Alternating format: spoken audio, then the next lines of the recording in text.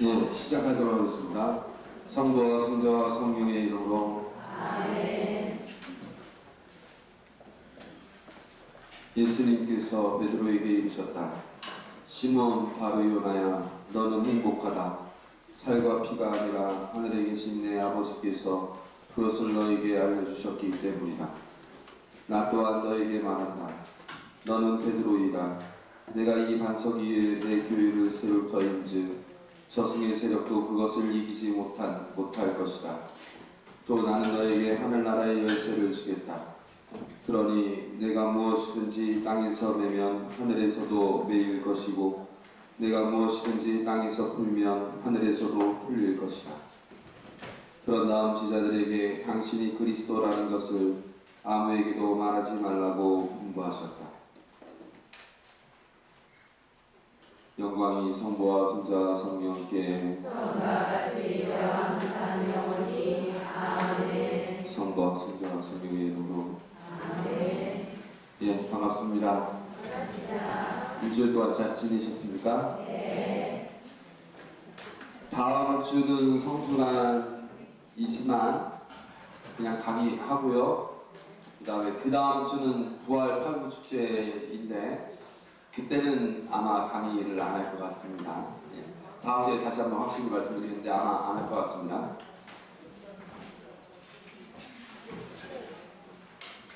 예, 그러면 시작하도록 하겠습니다. 5 설교지 제가 그때 말씀드렸죠? 그죠?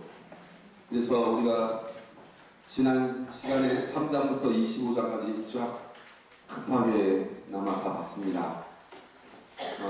그래서 내용을 구체적으로 보면 3장에서 7장은 하늘나라의 복음 선포 계시. 이때 나온 설교가 무슨 설교라고 그랬죠? 상상설교. 네, 상상설교라고 그랬죠. 그 다음 8장에서부터 10장 이스라엘 백성만을 위한 말씀, 행위의 선포. 말씀과 행위를 통해서 이스라엘 백성만을 위해서 이렇게 복음 선포를 하는 거죠. 이거는 이때 나왔던 10장의 그 내용은 무슨 설교라고 그랬어요? 예, 사도설교, 파견설교, 그렇게 우리가 얘기했습니다. 그 다음에 옛 백성에서 새 백성으로. 이때는 무슨 설교였을까요? 예, 비유 설교들이 쭉 있었죠? 예, 비유가, 밀과 가라지, 하늘나라의 씨, 이런 것들, 그물, 이런 것들. 여러분 다 쓴 거 아닙니까? 또 쓰십니까? 막 불안해가지고 저도 쓰는 건 여같죠?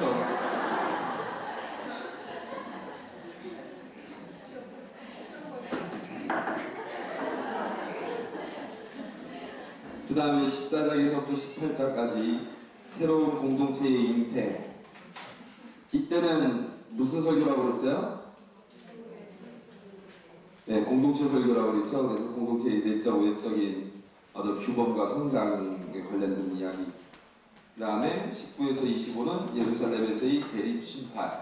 그래서 예수님과 유다인들, 바리사이, 율법학자 등등등 점점 이 대조되는, 대립되는 부분이 있었고 그게 좀 심해지지 않는가 이렇게 우리가 봤고, 이때 나왔던 설교는 무슨 설교라고 했어요? 네, 종말론이라고 했습니다. 종말론에 관해서 우리가 자세히 못 봐도 좀 아쉽긴 하지만 그냥 넘어가겠습니다.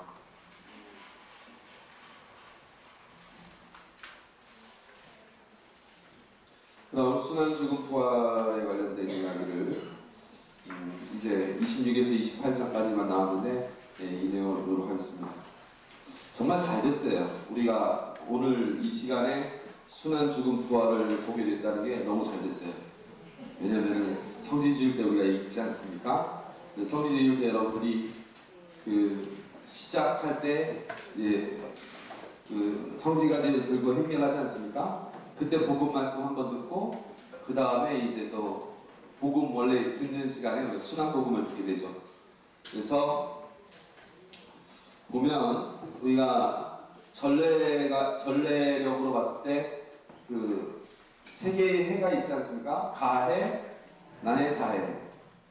가해는 무슨 복음을 들을까요? 마태복음입니다. 난해는 마르코복음, 다해는 루카복음. 성지주일 가해 나의 다해 때 이렇게 듣는 거예요. 그럼 요한복음 언제 들까요? 성금요일날 매해 듣습니다. 그러니까 항상 성금요일날은 항상 요한복음. 그 다음에 마테오, 마르코, 루카는 이제 가해 나의 다해 돌아오는 듣습니다. 그 다음 그러면 올 2010년은 무슨 해일까요? 다? 이거 어떻게 알 수 있을까요? 나누기 3 하면 자 나머지가 1이냐 2냐 3이냐에 따라서 달라요. 그러니까 1년은 다해, 2년은 나해, 3년은 다해, 4년은 다시 가해, 5년은 나해, 6년은 다해. 그러니까 나머지가 0, 1, 2에 맞춰서 이렇게 하는 거죠. 이거 나누면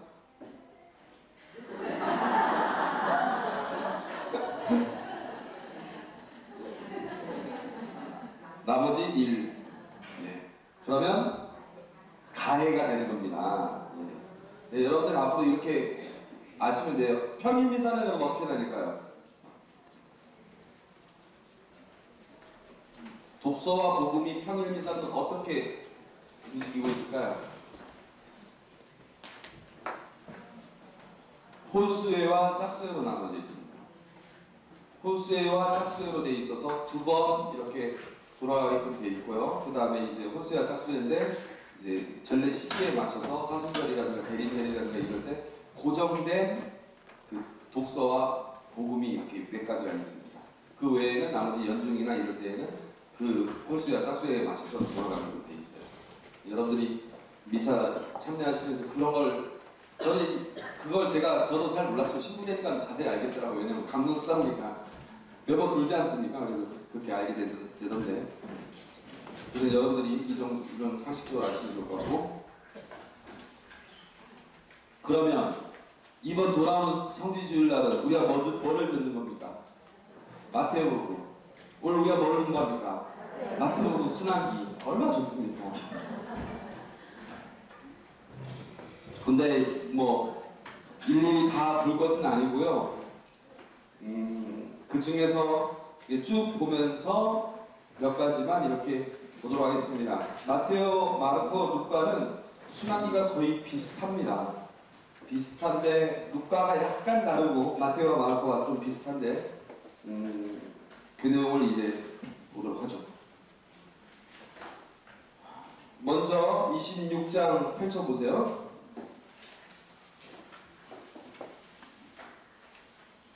미리 한번 이렇게 우리가 읽어보면 그 평지주일날 훨씬 더 묵상하고 또 선거 말씀을 듣는데 우리가 더 많이 와닿게 되지 않을까 생각이 됩니다. 자, 26장을 보면 예수님께서 이 말씀들을 모두 마치시고 제자들에게 이르셨다. 이 말씀들은 어떤 말씀들이죠? 예? 최신반 그거 다 뭉뚱그려가지고 그 앞에 있는 거 열천의 비유 멋지고 다 뭉뚱그려서 뭡니까? 종말론 설교를 마치시고 예. 그러니까 한 단락이 끝난 거 아닙니까? 예. 그 다음에 제자들이 이르셨다. 너희도 알다시피 이틀이 지나면 파스카인데 그러면 사람의 아들은 사람들에게 넘겨져 십자가에 못 박힐 것이다. 이제 마지막 예고를 하시고 그때에 수속사제들과 백성의 원로들이 카이파라는 대제사장의 저택에 모여 속임수를 써서 예수님을 붙잡아 죽이려고 공모하였다. 그러면서 또 백성 가운데서 소동이 일어날지 모르니 축제 기간이 안 된다 하고 말하였다. 자, 그렇게 해서 이제 죽일 음모를 꾸미고요. 자, 어떤 여자가 예수님의 머리에 향유를 붓다. 예수님께서 베타니아에 있는 나병 환자 시몬의 집에 계실 때의 일이다. 베타니아가 어디랑 가깝다고 그랬어요, 제가? 기억하시는 분들이 계시네요. 그리고 지난주 복음, 사순제 5주일 복음 기억나십니까? 나자로가 있었던 데가 어디입니까? 베타니아입니다. 네, 그 베타니아랑 예루살렘하고 15스타디온, 15스타디온 거리라고 써졌는데 환산하면 한 2.8km, 2.7km 이렇게 되더라고요. 예, 그렇게 가깝습니다. 그래서 어떤 여자가 매우 값진 향유가 든 옥합을 가지고 다가와 식탁에 앉아 계시는 그분 머리에 향유를 부었다. 제자들이 그것을 보고 불쾌해하며 말하였다. 이 불쾌하다는 것은 막 화가 팍 나네요. 분노. 왜 저렇게 허투루 쓰는가? 저것을 비싸게 팔아 가난한 이들에게 나누어 줄 수 있을 터인데. 예수님께서 그것을 아시고 그들에게 이르셨다. 왜 이 여자를 괴롭히느냐? 이 여자는 나에게 좋은 일을 하였다. 사실 가난한 이들은 늘 너희 곁에 있지만 나는 늘 너희 곁에 있지는 않을 것이다. 이 여자가 내 몸에 이 향유를 부은 것은 내 장례를 준비하려고 한 것이다. 내가 진실로 너희에게 말한다. 온 세상 어디든지 이 복음이 선포되는 곳마다 이 여자가 한 일도 전해져서 이 여자를 기억하게 될 것이다. 여기서 여러분들이 그러니까 이거 뭐 그냥 짚고 넘어가는 거죠. 한 번쯤은 이런 것들 생각해 볼 필요가 있어서 이 구절을 읽었을 때 솔직히 여러분들 예수님과 이 여자와 제자 사이에서 어느 쪽에 여러분 마음이 더 가요? 제자들 입장이 충분히 이해가 되죠? 그래서 이거를 좀 한번 보려고. 이 가난한 사람들을 도와줄 그 돈이면 도와줘야지. 예수님 그렇게 가난한 사람 뭐 어쩌죠? 말만 그렇게 하는 무슨 자기가 잘해주니까 꼭 그 여자 편드는 것 같아 보이는 이거. 우선 그 문제에 대해서 이제 제가 얘기하기에 앞서서 우선 이것이 이제 마태복음뿐만 아니라 마르코복음, 루카복음, 요한복음 이 네 개 복음서에 다 나와 있습니다. 자, 이쪽 부분들은 여기 앉아 계신 분들은 운이 좋습니다. 그냥 마태복음 그대로 두시고요. 여기 계신 우리 형제자매님들은 마르코복음 14장 3절을 한번 찾아보세요. 여기는 루카, 저 끝에는 요한 12장 1절에서 8절. 마테오, 마르코, 루카, 요한. 다른 거 찾아보셔도 됩니다. 찾지만 하려고 한 건 아닙니다. 자, 그럼 찾아보셨으면, 자, 한번, 제가 다시 한번 마태복음을 읽을 테니까, 마르코복음 갖고 계신 분은 마르코복음하고 뭐가 틀린지, 루카 갖고 계신 분들은 루카복음하고 지금 이거랑 뭐가 틀린지, 틀린 점을 한번 루카복음의 거, 요한은 또 요한복음의 거 한번 얘기해 보세요. 자, 루카복음 잘 안 보입니까? 7장 36에서 50. 요한복음 12장 1절에서 8. 자, 읽겠습니다. 예수님께서 베타니아에 있는 나병 환자 시몬의 집에 계실 때의 일이라. 어떤 여자가 매우 값진 향유가 든 옥합을 가지고 다가와 식탁에 앉아 계시는 그분 머리에 향유를 부었다. 제자들이 그것을 보고 불쾌해하며 말하였다.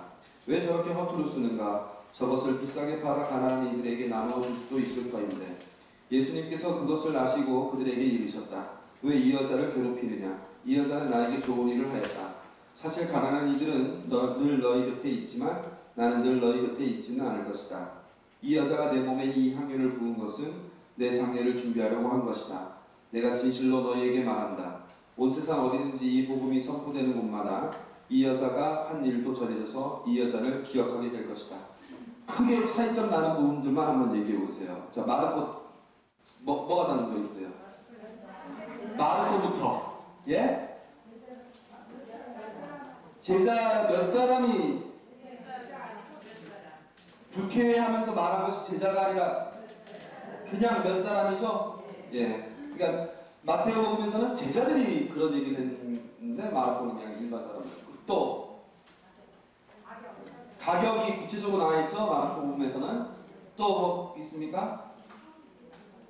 옥합을 깨뜨려 했는데 여기서는 그냥 옥합을 마태복음에서는 그냥 옥합을 그냥 가지고 다가온 거. 좋습니다. 뭐 그 정도만 하고 루카복음에서는 차이점 한번 얘기해 보세요.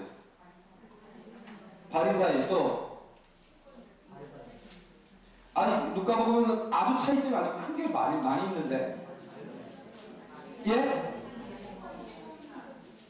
시몬 이야기가 나오고 시몬아 너는 내가 여기 왔을 때 너 손 씻을 물도 주지 않았지만 그런 얘기 나오죠? 근데 또 비유를 이야기하고 또 죄를 용서받았다는 얘기가 나오고 또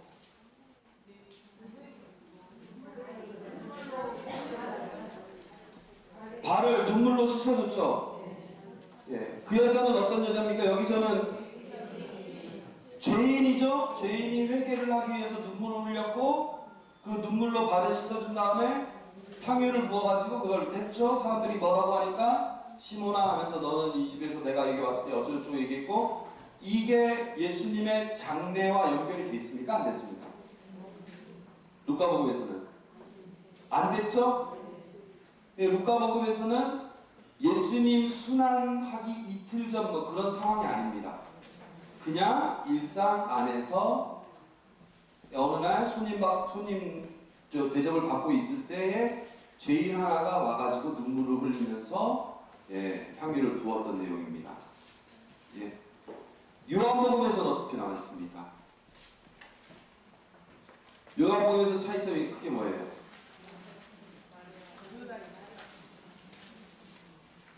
그냥 어떤 여자가 아니라 마리아, 나자로의 누이인 마리아. 그러니까 나자로를 살리신 다음에 마리아하고 마르타가 그래도 염치가 있으니까 살렸으면 밥 한 끼라도 사줘야죠. 그래서 집에 초대를 받아가지고 그때 이제 마리아가 비싼 순나르드 향유를 붓고 그때 누가 뭐라고 했습니까? 유다가 뭐라고 했죠. 근데 유다가 뭐라고 한 이유를 또 거기 나와 있죠. 그렇게 얘기를 했고 그 다음에 나중에 이제 또 장례를 위한 것이다 이렇게 얘기가 나왔죠. 그래서 이렇게 마테오, 마르코, 루카, 요한이 각각 약간씩 다릅니다. 그 제가 이걸 한번 찾아보라고 한 거는 우선은 루카복음이 완전히 다르다는 거 여러분들 기억해 주시면 좋겠습니다. 상징적으로. 자, 제가 아까 문제를 냈는데 왜 예수님은 평소에는 가난한 사람들아 너희는 행복하다라고 말씀하시면서 정말 가난한 사람들을 이렇게 한 것 같더니 정작 정말 비싼 아까 300데나리온이라고 했습니까? 한 데나리온이 얼마의 가치를 갖는다고 그랬죠? 하루 품삯이라고 그랬죠? 그러니까 우리가 하루 품삯을 5만 원이라고 치면 300데나리온이면 150만 원이죠? 150만 원 한 끼에 그냥 마르코복음에 따르면 그냥 그걸 탁 깨뜨려가지고 그냥 한 방에 뿌렸습니다. 본당 신부님을 위해서 여러분들 그렇게 쓸 수 있겠어요? 그렇게 쫙 뿌렸습니다. 이게 얼마나 예수님 그거 보면 예수님이 오셔서 화를 내시지 않고 왜 제자들이 예수님이 그 모습을 우리가 어떻게 이해할 수 있는가? 우선 첫 번째 우리가 주목할 수 있는 부분은 뭐냐면요. 마르코복음에서도 그렇고 우리는 지금 마태복음을 중심으로 보겠지만 마르코복음에서도 마찬가지로 나와 있는데 나병 환자의 집에 방문하셨다는 거. 이거 우리가 먼저 음미를 해볼 필요가 있습니다.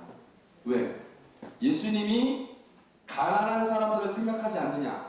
예수님은 가난한 사람들을 끔찍하게 생각하고 있어요. 여러분들 나병 환자가 어떤 사람들이죠? 네? 성세서 죄인이고 만지면 안 되는 사람입니다. 그리고 나병 환자들은 어디 살아야 되냐면은 우리 한국에서도 그랬지만 이스라엘에서는 위생적인 건강상의 문제뿐만 아니라 종교적인 의미에서도 그 마을 공동체에 살 수가 없어요. 마을 밖에 변두리에서 따로 살아야 돼요. 그리고 이 사람들은 나병 환자는 어떻게 되냐면은 얼굴을 가린 다음에 지나갈 때마다 뭐라고 나는 불결한 사람이요 외치면서 자신을 건들지도 못하게 합니다. 왜? 나병 환자를 건든 사람은 그 사람 자신도 불결한 사람이 되기 때문에 그래서 그 정결례의 과정을 겪어야 되기 때문에 나병 환자를 만지지도 못합니다. 그러면 나병 환자의 집에 갔다라는 건 뭡니까? 파격입니다. 사회적으로, 경제적으로, 그 다음에 여러 가지 공동체에서 여러 가지 면에서 완전히 소외된 그 집에 들어갔다는 것은 그 집을 방문했다는 것은 예수님이 정말 가난한 이들과 늘 거리낌 없이 함께 사셨다는 걸 보여줍니다. 그러니까 예수님께서 가난한 사람들과 당신의 어떤 우선에서 무조건 나를 먼저 이렇게 해야 된다 그런 의미가 아니라 예수님 자체가 우선 가난한 사람들과 늘 함께 하셨던 분이라는 걸 우리가 알 수 있습니다. 제자들이 그렇게 얘기하지 않아도 제자들보다 더 가난한 사람들과 함께 어울리시는 분들이라는 것이죠. 이게 첫 번째 제가 얘기하고 싶은 것이고요. 두 번째 이제 얘기하고 싶은 것은 이 동작의 이 행위의 상징적인 의미들을 우리가 알아볼 필요가 있습니다. 여러분들도 잘 아시다시피 머리에 향유를 부르는 것은 구약 성경에 보면 어떨 때 머리에 향유를 부으느냐, 어떨 때 머리에 향유를 부은다고 했어요. 기름을 부은다고 했어요. 왕, 사제, 예언자. 예? 왕이나 사제나 예언자. 그러면은 예수님께서 지금 순환을 앞두고 이렇게 향유를 누군가가 부었다는 것은 그건 뭡니까? 예? 왕으로 모신다는 얘기예요. 이분을 왕으로 모신다는 얘기예요. 왕으로 모신다는 얘기예요. 순환을 앞두고, 예수님께서 순환을 앞두고 그곳에 갔을 때 이분을 왕으로 모신다.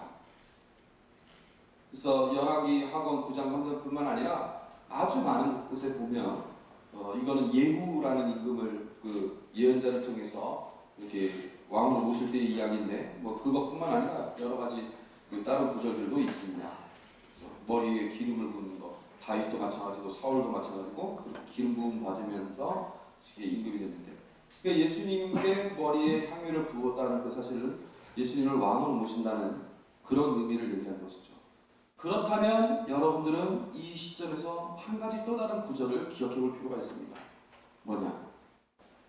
이미 예루살렘에 입성할 때 예수님께서 어린 나귀와 당나귀 그 위에 타가지고 예루살렘에 들어갈 때 사람들이 어떻게 합니까? 우리 이번 설교가 때처럼 얘기했죠.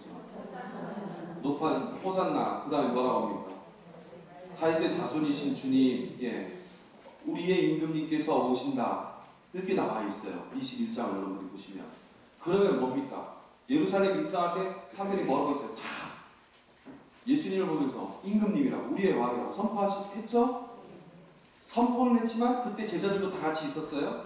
그렇게 했지만 정작 왕으로 지금 모시는 이 행위를 보면서 제자들은 그걸 못 느끼고 있는 거예요. 이게 모순이라는 거죠. 왕으로 모시고 있는 그 상황을 지금 이 여자가 보여주고 있는데 제자들은 그걸 못 알아보고 있는 거예요. 제자들은 예수님을 왕이라고 임금이라고 생각하면서도 그것에 대해서 마음 깊이 깨닫지 못하는 거지. 그러니까 이 선후 관계를 잘 봐야 한다는 것이죠. 문맹하게 봤을 때. 그러니까 여기서 예수님을 왕으로 모시는 그 의미가 얼마나 큰가, 예수님은 그걸 말해주고 싶은 겁니다. 내가 왜 왕이어야 되는지 그 의미를 잘 알아야 되는데 그걸 몰라요. 더군다나 이거는 왕의 도유식이면서 동시에 예수님은 그걸 뭐라고 하냐면 또 장례식이라고 그랬어요. 그러니까 예수님이 왕이 되는 순간이 곧 예수님의 제삿날. 이게 얼마나 기가 막힌 겁니까? 예수님의 제삿날이 곧 왕이 되는 날입니다. 예수님이 십자가상에서 돌아가시는 그 날이 왕으로 선포되는 날이라는 것이죠. 진정한 왕으로서. 이 왕은 어떤 왕입니까? 그러면 돌아가셔야만이 죽음으로 가야만이 왕이 된다는 것은 뭡니까? 가장 버림받고 가장 가난하고 가장 낮아진 왕이라는 것이죠. 이 왕이야말로 지금 그 누구보다도 선포되어야 될 분이라는 거죠. 그러니까 예수님께서 얘기하신 건 가난한 사람들이 필요 없다. 가난한 사람들을 만나지 말아야 돼. 가난한 사람들보다 나를 먼저 챙겨다오. 그 의미가 아니라 정말 가난한 사람들을 진정으로 사랑하기 위해서는 나를 왕으로 알아보지 못하면 가난한 사람들을 사랑할 힘이 생기질 않는다는 거죠. 예수님을 그러니까 가장 버림받은 예수님을 진정으로 알아볼 줄 아는 사람이 왕으로 알아볼 줄 아는 사람이에요.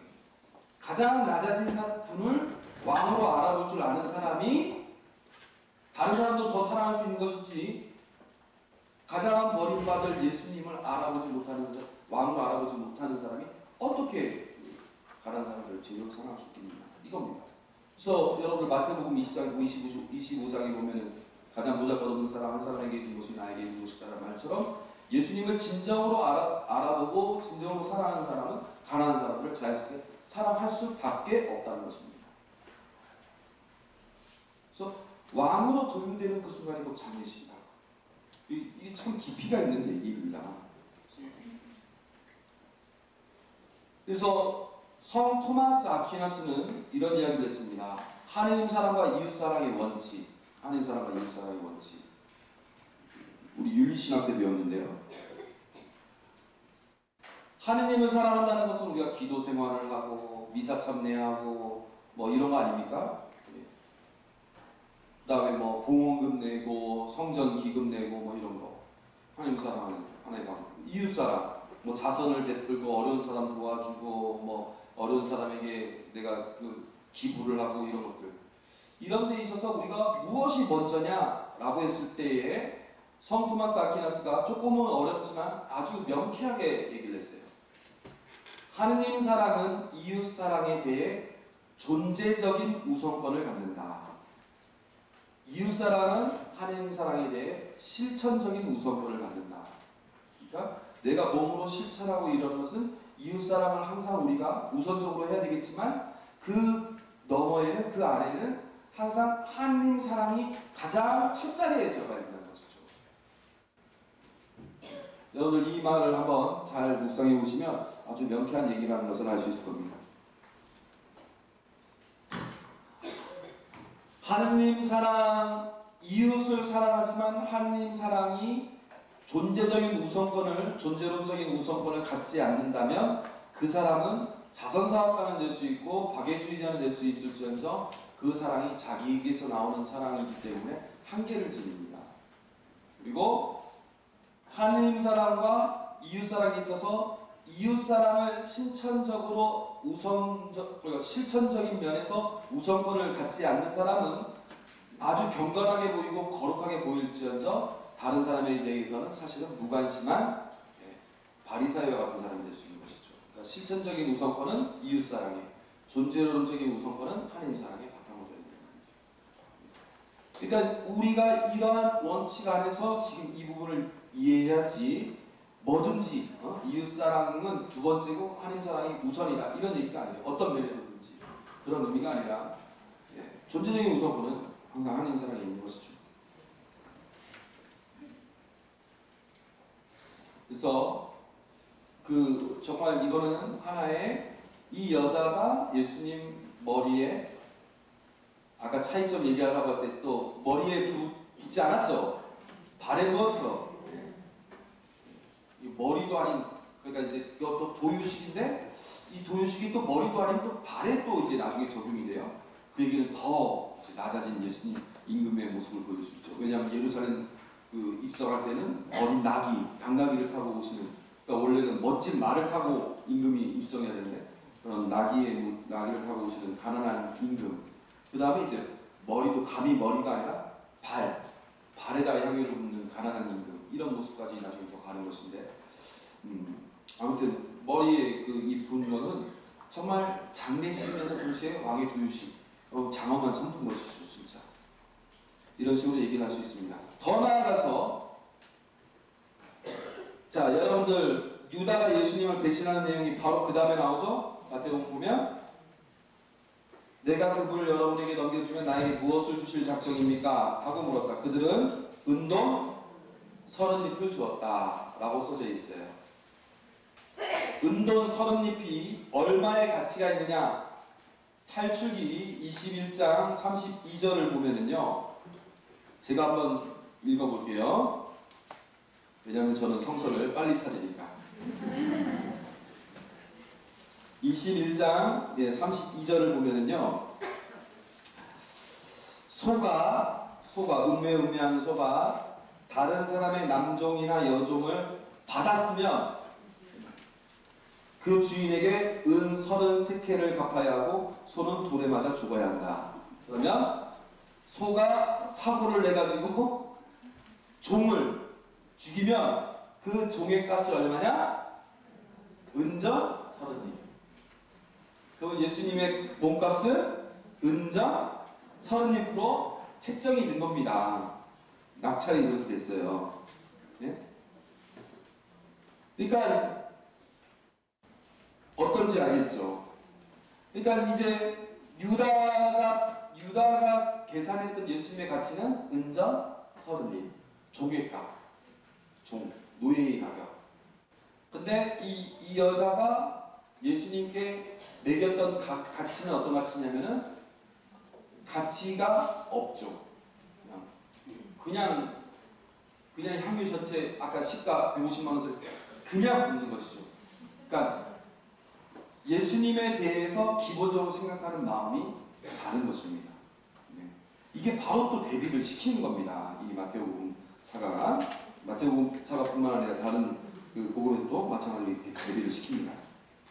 이렇게도 넘어가고요. 최후의 만찬을 준비하다. 그래서 준비를 했고, 그 다음 제자가 배신할 것을 예고하시다. 20절이죠. 저녁 때가 되자 예수님께서 12제자와 함께 식탁에 앉으셨다. 그들이 음식을 먹고 있을 때에 예수님께서 말씀하셨다. 참 분위기 좋게 파스카 축제를 벌이고 있는데 아주 가족적으로 갑자기 찬물을 끼얹은 얘기를 하시죠. 내가 진실로 너희에게 말한다. 너희 가운데 한 사람이 나를 팔아넘길 것이다. 그러자 그들은 몹시 근심하여 저마다 주님 저는 아니겠지요 하고 묻기 시작하였다. 예수님께서 그들에게 대답하였습니다. 나와 함께 대접에 손을 넣어 빵을 적시는 자, 그 자가 나를 팔아넘길 것이다. 사람들은 자기에 관하여 성경에 기록된 대로 떠나간다. 그러나 불행하여라. 사람의 아들을 팔아넘기는 그 사람은 차라리 태어나지 않았다면 그 자신에게 더 좋았을 것이다.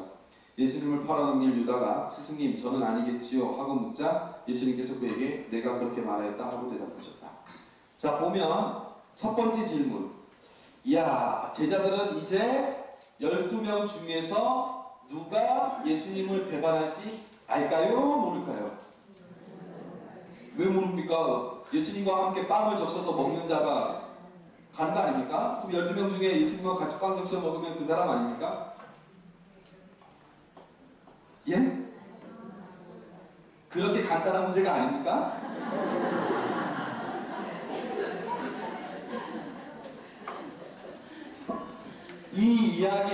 여러분 이 이야기는 그 12명 중에서 빵을 우리도 같이 이렇게 고추를 된장에 찍어 먹는 것처럼 같이 된장 찍어 먹는 사람이 나를 팔아넘길 것이다. 그런 식이겠죠?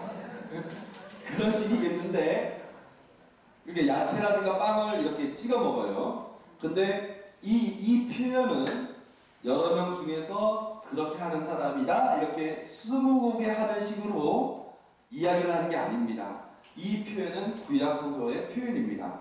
시편 41편을 보면 시편 41편 한번 볼까요? 나보다 빨리 찾은 사람 찾았다고 얘기해 보십시오. 얼마나 빨리 찾아보게.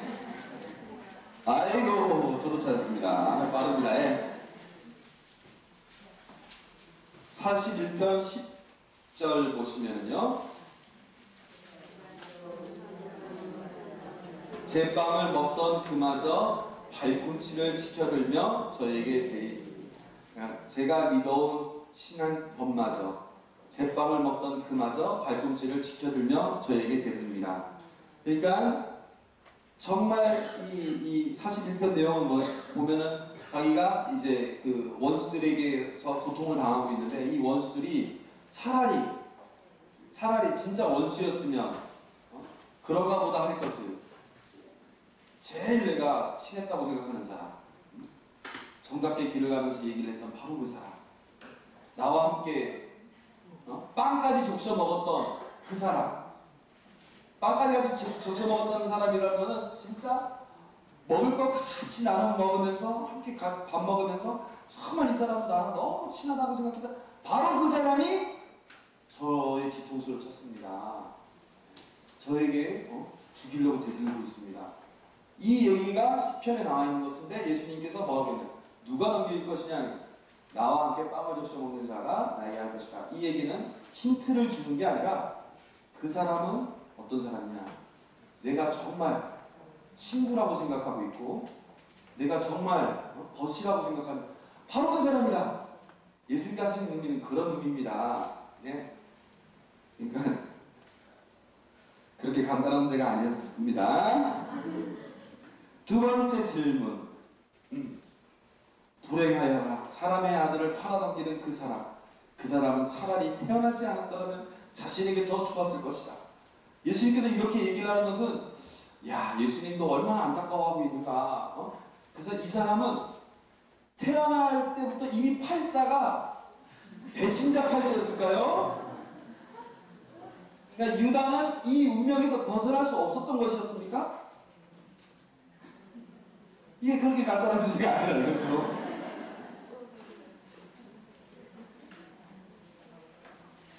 유다에게는 배반에서 벗어날 수 있는 자유의지가 과연 없이 그 팔자 그대로 걸어가야만 했고, 그 팔자에서 벗어나면 뭐 예를 들어서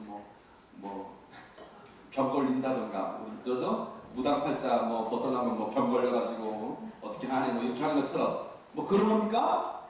그런 게 아닙니다. 왜냐면은 바로 다음 구절에서 우리는 알 수 있어요. 왜? 예수님을 팔아넘길 유다가 스승님 저는 아니겠지요? 라고 묻죠. 예수님께서 그에게 내가 그렇게 말했다 하고 대답하셨다. 유다가 이렇게 묻는 것은 그냥 단지 예수님을 떠오기 위해서 그러는 게 아니에요.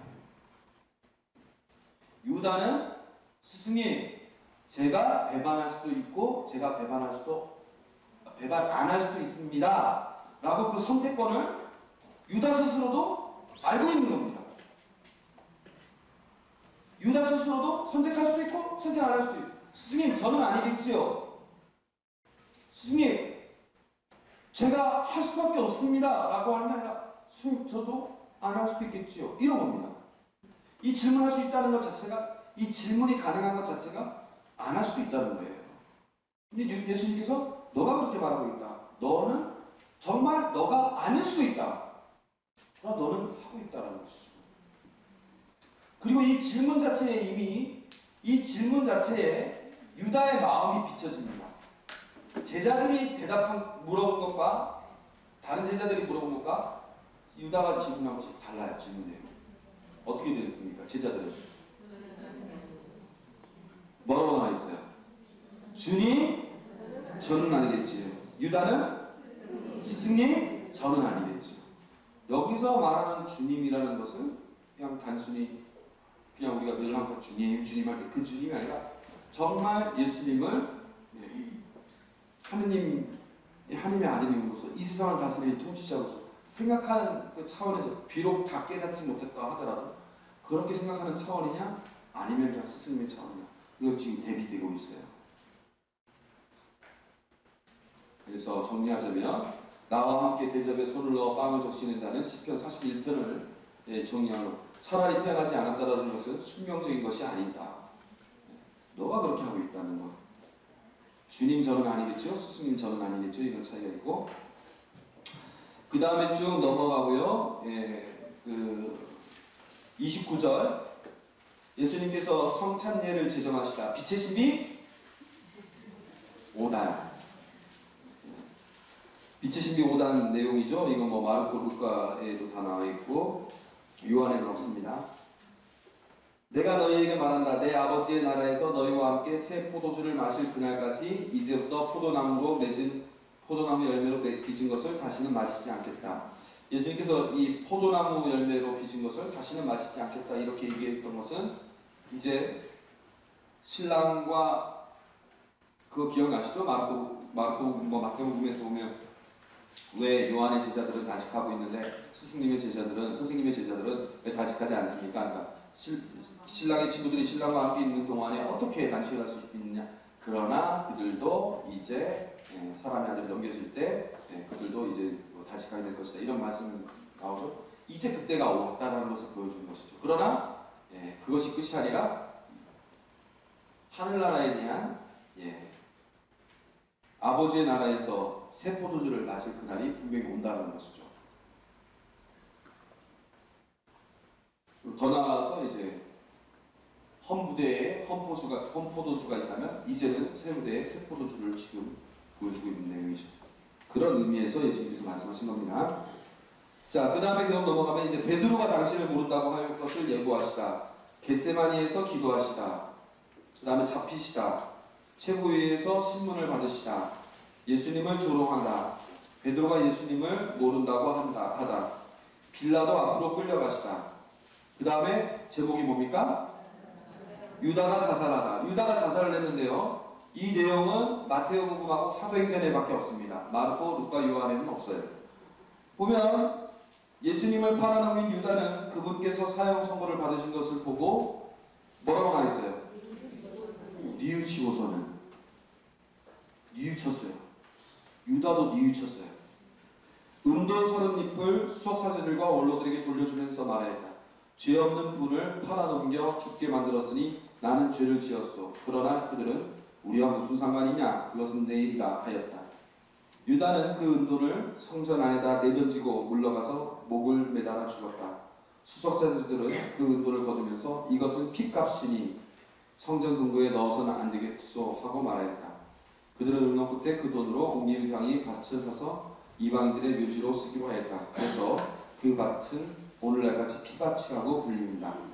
그리하여 이런 예레미야 예언자를 통하여 하신 말씀이 이루어졌다. 그들은 은돈 30이 값어치가 매겨진 이의 몸값 이스라엘 자손들이 값어치를 매긴 사람의 몸값을 받아 주님께서 나에게 분부하신 대로 옹기장의 값값으로 내놓았다.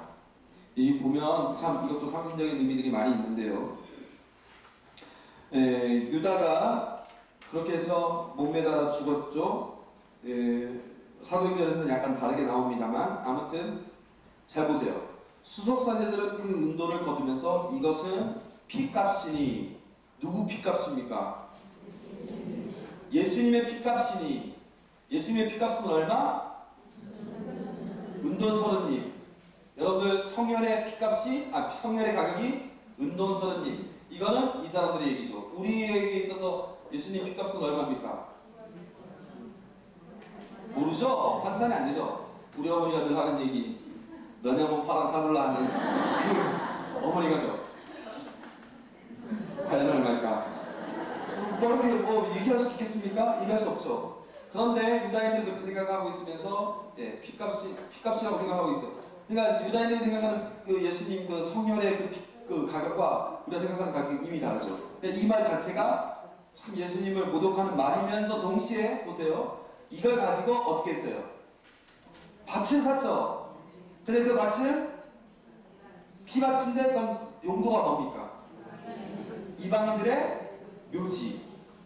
그럼 예수님의 피값은 무엇에 쓰여진 겁니까? 이방인들의 죽음에 쓰여진 겁니다. 얼마나 상징적인 의미가 있어요? 예수님의 그 피로서 이방인들의 죽음이 덮어지고 있는 거예요. 아무튼 여기서 보면 유다가 뉘우치고 있다는 사실, 이것도 우리가 참 묵상할 만합니다. 왜? 유다가 뉘우치고 있다. 이거 얼마나? 유다도 회개를 했구나. 유다도 구원받겠구나. 구원받겠구나 안 받겠구나 뭐 우리가 뭐 결정할 수 있는 부분은 아니지만 유다도 그렇겠구나. 그러나 중요한 건 뭐냐? 유다는 회개를 한 것이 아니라 후회를 한 것이고 베드로는 회개를 한 거예요. 후회와 회개의 차이를 잘 보세요. 여러분들도 죄 짓고 잘못하고 뭐하면 후회는 하죠? 그러나 후회로 그쳐서는 안 돼요. 회개로 가야 됩니다. 내가 자식한테 입에 담지 못할 말을 하면서 용서를 하면서 막 했다. 밤에 혼자 막 눈물을 흘리면서 가슴 치면서 내가 왜 그랬나. 회개인 줄 아십니까? 거기까지 회개가 아닙니다. 거기서 한 걸음 더 나아가서 내가 정말 미안하다, 내가 정말 잘못했다라고 결단하는 용기까지가 회개예요. 베드로는 예를 들어 베드로가 새벽다고 굽는 소리를 들으면서 눈물을 흘린 것으로 그쳤다면 베드로는 회개한 것이 아닙니다. 그러나 베드로는 다시 예수님을 만났을 때 예수님을 만났고 예수님 앞에서 나는 당신을 사랑합니다라고 3번이나 얘기했습니다. 그런 결단까지 가는 게 회개입니다. 그런데 유다는 어떻게 했어요? 뉘우치긴 했지만 오히려 예수님께 다가서지 못하고 자기를 포기했습니다. 이게 중요한 거예요. 여러분 후회하고 회개하고 이게 헷갈려 하지 마세요. 그래서 여러분들 살아가시는 데 있어서 회개를 하셔야지 후회를 하시면 안 됩니다. 네? 양심의 가책을 느낀 것으로는 끝나서는 안 돼요. 가책은 둘 다 느끼죠. 예, 가책은 누구나 다 느낍니다. 가책은 느끼지만 가책을 느껴서 후회로 끝나지 말고 회개로 넘어가야 되는데요.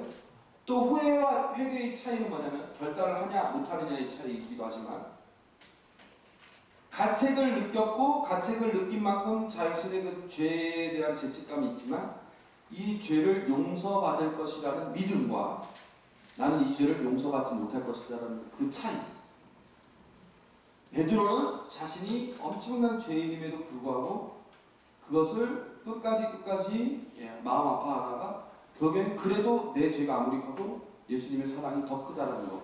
또 내 죄가 아무리 크지만 나는 예수님을 포기할 수 없다라는 거. 내가 비록 잘못했지만 예수님을 포기할 수 없다는 거. 이런 마음, 예수님에 대한 애틋한 마음과 예수님이 용서해 주실 거라는 마음, 관계를 회복할 수 있다는 그런 마음이 있었기 때문에 회개가 가능했던 겁니다. 그런데 유다는 내가 용서받을 수 있을까? 예수님이 나를 걷어줄 수 있을까? 예수님 사랑과 용서에 대한 믿음이 없었기 때문에 끝난 거예요.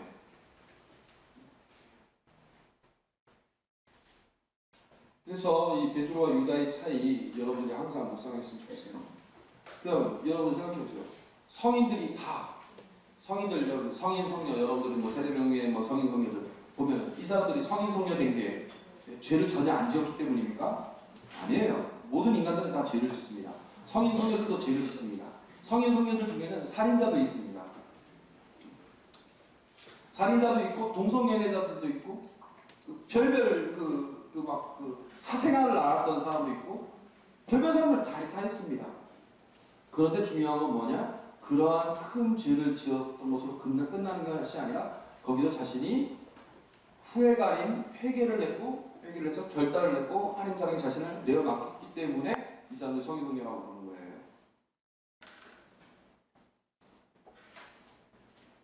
그래서 하나님 사랑에 대한 믿음 이게 여기 드러나는 것이죠. 예수님 사랑에 대한 믿음. 그 다음에 이제 쭉 넘어가면서 제가 지금 몇 가지 체크한 것만 보면서 넘어가는 거예요. 이제 빌라도에게 신문을 받고요. 사형 선고를 받으시다. 자, 축제 때마다 군중이 원하는 제수 하나를 총독이 풀어주는 관례가 있었다. 마침 그때에 예수 바라바라는 이름난 제수가 있었다. 사람들이 모여들자 빌라도가 그들에게 내가 누구를 풀어주기를 원하오. 예수 바라바요? 아니면 메시아라고 하는 예수요. 여기서 보면 예수 바라바라는 말이 나오는데요. 제가 지난번에 얘기했었죠? 예수라는 이름은 흔한 이름이라고. 조천동강에는 김재호가 있고 중앙동강 출신으로 한재호가 있고 서귀복제에 이재호가 있다고. 그래서 예수님은 나자렛 예수라고 보통 불리운다고 이렇게 얘기했죠. 저는 예를 들어서 중앙로 제호, 저기 조천의 제호, 저기 서귀포 제호 이런 것처럼 마찬가지로 예수 바라바라는 이 예수라는 이름이 흔한 이름이기 때문에 역사적으로 이 바라바라는 사람이 예수라고 불렸다는 거. 그렇게 예수라는 말 뜻이 주님 저희를 구원하소서 주님께서 구원하신다 이런 뜻이긴 하지만 이건 하나의 이름이라는 거. 여러분이 그렇게 하시면 되겠고 메시아라고 하는 예수요라고 했는데 이 메시아는 칭호입니다. 우리 예수 뭐라고 합니까? 우리 주 예수 그 그리스도가 메시아입니다. 같은 말이에요. 같은 말입니다. 그래서 이 예수 그 자신을 그리스도라고 자처하는 혹은 그리스도라고 사람들이 생각하는 그 예수요 이렇게 묻는 것이죠. 그래서 예수 바라바 메시아 예수 이거 여러분 헷갈려 안 하셨으면 좋겠고 그래서 이걸 우리가 쭉 다 볼 수는 없어요. 아무튼 다 볼 수는 없지만 여기에 나와 있는 마테오도 그렇고 마르코도 그렇고 누가도 그렇고 여기에 나와 있는 이 예수님의 모습은 이사야 예언자가 예언을 했던 내용. 이사야 예언자는 물론 자신이 예언을 할 때에는 그 시대에 해당하는 메시지를 전한 것이지만 이사야 스스로도 모르게 나중에 500년 뒤에 있을 그 예수님을 예언한 것이기도 한 것이죠. 제가 지난번에도 얘기했던 것처럼 이중적인 예언, 그 시대에 대한 예언과 동시에 예수님에 대한 예언을 한 내용을 결부시킵니다. 그게 이제 여러분들 한번 이사야서 53장을 보세요. 이사야서 53장은 우리 그리스도 교회에 있어서 아주 중요한 예언서 중에 어떤 면에서 가장 중요한 구절이에요. 그래서 이사야서 53장을 여러분들이 특히 성주간 때 묵상을 잘 하셨으면 좋겠습니다. 50장도 있고 53장도 있는데 50장은 일단 시간 관계상 넘어가고 53장만. 제가 고등학교 때 중학교 3학년 그 연합고사 끝나고 매일 하루에 한 장씩 성서를 읽었거든요. 마태복음 1장, 그 다음 마르코복음 2장, 3장, 4장 매일 한 장씩 읽었습니다. 그래서 고등학교 때 이사야서를 읽다가 이사야서 53장을 보고 제가 전율을 느꼈어요. 와, 귀하면서 예수님을 이렇게 예언했구나. 여러분 워낙 유명한 구절이니까 여러분들 잘 아시겠지만 저는 몰랐거든요. 이런 구절이 있을지. 이사야서 53장 보시면 우리가 들은 것을 누가 믿었던가? 주님의 권능이 누구에게 드러났던가? 그는 주님 앞에서 가까스로 돋아난 새순처럼 메마른 땅의 뿌리처럼 자라났다. 그에게는 우리가 우러러 볼 만한 통치도 위엄도 없었으며 우리가 바랄 만한 모습도 없었다. 사람들에게 멸시받고 배척당한 그는 고통의 사람, 병고에 익숙한 이였다. 남들이 그를 보고 얼굴을 가릴 만큼 그러니까 너무 흉측해가지고 보면서 아우 이렇게 되는 거죠. 그는 멸시만 받았으며 우리도 그를 대수롭지 않게 여겼다. 그렇지만 그는 우리의 병고를 메고 왔으며 우리의 고통을 짊어졌다. 그런데 우리는 그를 벌받은 자, 하나님께 매맞은 자, 천대받은 자로 여겼다. 그러나 그가 찔린 것은 우리의 악행 때문이고 그가 으스러진 것은 우리의 죄악 때문이다. 우리의 평화를 위하여 그가 징벌을 받았고 그의 상처로 우리는 나았다. 우리는 모두 양떼처럼 길을 잃고 저마다 제 길을 따라갔지만 주님께서는 우리 모두의 죄악이 그에게 떨어지게 하셨다. 학대받고 천대받았지만 그는 자기 입을 열지 않았다. 도살장에 끌려가는 어린 양처럼 털 깎는 사람 앞에 잠자코 서 있는 어린 양처럼 도살장에 끌려가는 어린 양, 털 깎는 사람 앞에 잠자코 서 있는 어미 양. 여러분들 상상 되실 겁니다. 최근에 지금 가축들 그 땅에 묻을 때 그 가축들 그 모습들 보면서 사람들 모여있던 적이 있었죠. 그는 자기 입을 열지 않았다. 그가 구속되어 판결을 받고 제거되었지만 누가 그의 운명에 대하여 생각해 보았던가. 정녕 그는 산 이들의 땅에서 잘려나가고 내 백성의 악행 때문에 고난을 당하였다. 폭행을 저지르지도 않고 거짓을 입에 담지도 않았건만 그는 악인들과 함께 묻히고 그는 죽어서 부자들과 함께 묻혔다. 그러나 그를 으스러뜨리고자 하신 것은 주님의 뜻이었고 그분께서 그를 병고에 시달리게 하셨다. 그가 자신을 속죄제물로 내놓으면 그는 후손을 보며 오래 살고 그를 통하여 주님의 뜻이 이루어지리라. 그는 제 고난의 끝에 빛을 보고 자기의 일지로 흡족해 하리라. 의로운 나의 종은 많은 이들을 의롭게 하고 그들의 죄악을 짊어지리라. 그러므로 나는 그가 귀인들과 함께 제 몫을 차지하고 강자들과 함께 전리품을 나누게 하리라. 이는 그가 죽음에 이르기까지 자신을 버리고 무법자들 가운데 하나로 헤아려졌기 때문이다. 또 그가 많은 이들의 죄를 메고 갔으며 무법자들을 위하여 빌었기 때문이다. 이게 예수님 시대에 쓴 것이 아니라 예수님보다 500년 전에 쓴 글이에요. 예수님에 대해서 이렇게 예언을 하고 있는 내용이죠. 물론 이사야 예언자는 예수님을 생각하면서 이 예언을 한 것이 아니라 그 시대에 맞는 이야기를 한 거예요. 이스라엘 백성이 왜 바벨론 유배를 가면서 고통을 당했는가, 뭐 이런 얘기에 대해서 나름대로 쓴 것이지만 이걸 통해서 우리가 예수님의 이야기를 볼 수 있고 이 이야기 그대로 마태복음, 마르코복음, 루카복음 그 순환기의 내용이 이 내용 그대로를 이거는 시적으로 표현을 했다면 이거는 이제 그 드라마적으로 이렇게 표현한 거죠. 스토리적으로. 그래서 순환기 26장, 27장 순환기 내용이 그런 내용입니다. 몇 가지 덧붙여서 얘기를 하면 이제 성전 휘장이 찢어진 것은 이제 그 성전 휘장이 찢어진 건 마태복음 27장에 있죠. 낮 12시부터 27장 45절 낮 12시부터 어둠이 온 땅을 덮여 오후 3시까지 대적되었다. 그래서 우리가 오후 3시가 예수님 돌아가신 시간으로 우리가 보고 있죠. 그래서 십자가의 길, 성금요일날 십자가의 길을 오후 3시에 하지 않습니까? 그래서 엘리 레마 사바타니 이렇게 되어 있죠. 그래서 51절 예수님께서 다시 큰 소리로 외치시고 나서 숨을 거두셨다. 그러자 성전 휘장이 위에서 아래까지 두 갈래로 찢어졌다. 정말 땅이 흔들리고 바위들이 갈라졌다. 예수님께서 와! 큰 소리로 어떻게 지르시는 거 하면서 돌아가신 것이죠. 그때 성전 휘장은 여러분들 저쪽 교실에 보면은 만남의 장막도 있고 뭐 그렇게 있지만 그 성전 안에 또 다시 이제 또 유다인들 남자들만 들어갈 수 있는 그 성전이 있고 그 안에 보면은 이제 그 지성소가 있어요. 그 지성소 안에 그 하느님의 현존이 머무른다고 생각하는 그런 장소가 지성소인데 거기에 누구만 들어갈 수 있냐면은 대사제만 들어갈 수 있고 대사제가 1년에 한 번만 들어갈 수 있어요. 그러니까 하느님을 만나는 그 장소, 옛날에 뭐 만남의 그 계약의 계를 모셨던 그 장소, 그 십계명을 모셨다고 했던 그 장소에 대사제만 들어갈 수 있고 대사제가 나오면 그건 이게 닫혀 있어요. 그런데 이것이 찢어졌어요. 찢어졌다는 것은 뭐냐면 이제 하느님의 현존이 이제 어떻게 된 거예요? 이제는 대사제에게만 공개되는 것이 아니라 모든 사람에게 다 공개된다는 것을 상징합니다. 이 만남의 그 성전 휘장이 찢어졌다는 것은 그 예루살렘 성전 이제 하나님께서 예루살렘 성전에만 머물고 그 안에서만 계시는 것이 아니라 이제 그것 자체가 이제 무너지고 하나님이 이제 온 세상 전체에 당신의 현존을 드러내는 어떤 면에서는 이제는 예수님의 죽음을 통해서 이 지구 전체가 지성소가 된 거예요. 지구 전체가 지성소가 된 거예요. 그런 걸 보여주는 것이죠. 그러니까 온전한 승리.